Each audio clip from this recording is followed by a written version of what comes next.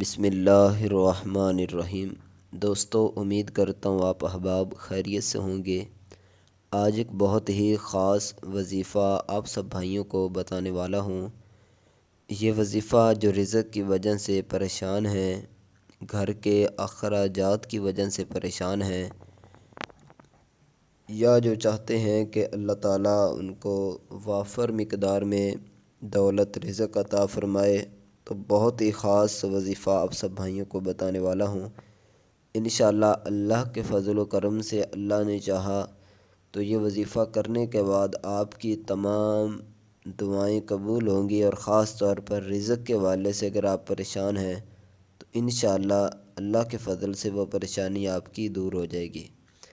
تو آئیے اب وظیفے کی طرف چلتے ہیں۔ وہ کون سا وظیفہ ہے اور کس طرح پڑھنا ہے؟ آپ نے کیا کرنا ہے؟ یا ذوالجلال والاکرام، یہ وظیفہ ہے، یہ آپ نے اسم مبارکہ پڑھنا ہے۔ بہت ہی خاص یہ اسم ہے، بہت ہی بابرکت اور بہت ہی پاورفل یہ عمل ہے۔ انشاءاللہ جن دوستوں نے بھی اس عمل کو مکمل پڑھا ہے، جو میں طریقہ کار ابھی آپ کو بتانے والا ہوں، اس طریقہ کار کے مطابق، تو الحمدللہ ان کے جو رکے ہوئے کام تھے وہ جو بہت عرصے سے کام کرتے تھے لیکن رک جاتے، کوئی نہ کوئی رکاوٹ بن جاتی، کوئی نہ کوئی ایسی پریشانی بن جاتی، تو یہ وظیفہ کرنے کے بعد الحمدللہ ان کی تمام پریشانیاں ختم ہو گئی۔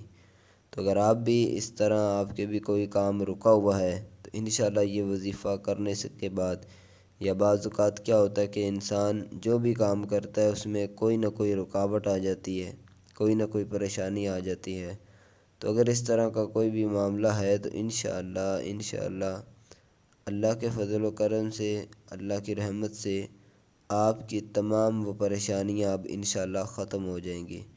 تو آئیے اب وظیفے کی طرف چلتے ہیں۔ وہ کون سا وظیفہ ہے؟ آپ نے کیا کرنا ہے؟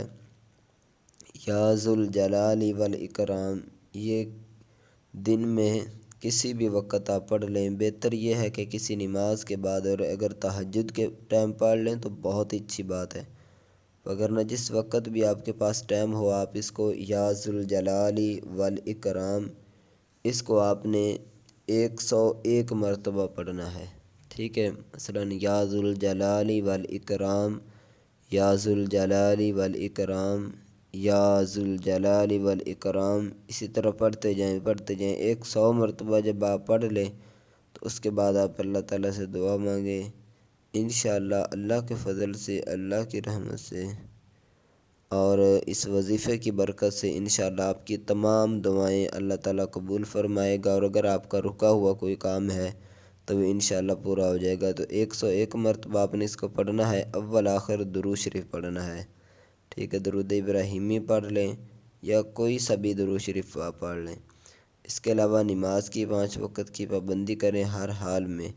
اگر آپ نماز نہیں پڑھتے تو پھر ان وظائف کا اچھے سے آپ کو رزلٹ نہیں ملتا۔ اس کے علاوہ جو ہے وہ صدقہ خیرات ڈیلی کچھ نہ کچھ ضرور کیا کریں۔ بظاہر 1 روپے کر دیں لیکن کچھ نہ کچھ صدقہ آپ ضرور کریں۔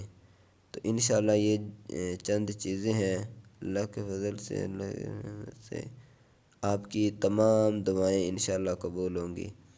اپنا خیال رکھیے گا۔ السلام علیکم ورحمۃ اللہ وبرکاتہ۔